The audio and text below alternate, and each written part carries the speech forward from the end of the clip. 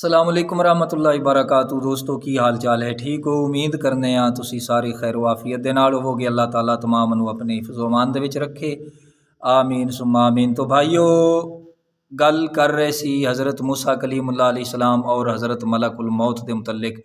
मैं अर्ज़ करा कि मेरा यूट्यूब चैनल जिहड़ा है ना उसनूं ज़रूर सबसक्राइब करो, क्योंकि यूट्यूब चैनल ते काफ़ी वीडियोज़ मौजूद ने और बल्कि यह जिहड़ा दरस होंदा है मुकम्मल यूट्यूब चैनल ते मौजूद होंदा है।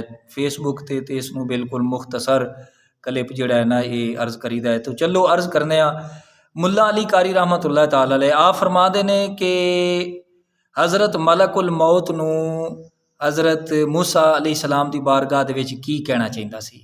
यानी जदों आपने चंड मारी है ना, तो चंड क्यों मारी? अदब सिखाने वास्ते।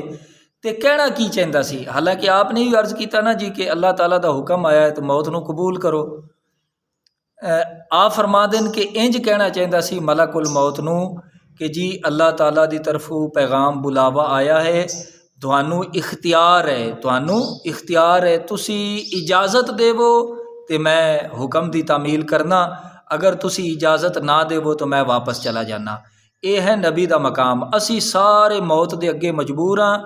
इज़राइल किसी को इजाज़त नहीं लेंदा, लेकिन नबी दी बारगाह दे विच आके इज़राइल अलैहिस्सलाम पहले इजाज़त मंगते हैं, क्योंकि मुल्ला अली कारी रहमतुल्लाह ताला अलैह आप जिहड़े ने ना, आप अपने दौर के अंदर खाने काबे दे इमाम सन। आप ये फरमाते सन कि नबी दी बारगाह दा अदब ये सी कि मलकुल मौत जिहड़े सन ना उन्होंने इंज अर्ज़ करना चाहिदा सी कि जी तुहानू इत्थे रहन दा और चले जाण दा इख्तियार है, क्योंकि अगर नबी नूं इख्तियार नहीं तो फिर इख्तियार होंदा किस नूं है?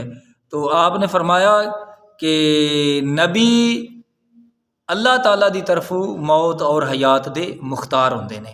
ये मुल्ला अली कारी रहमतुल्लाह ताला अलैह आप दा फैसला है। अल्लाह दे हुजूर दुआ है अल्लाह ताला सानू अंबिया कराम अलैहिमुस्सलाम दा अदब एहतराम और इन्हां दा मरतबा व मकाम समझण दी तौफीक ता फरमाए, आमीन बिजाहि नबी अमीन।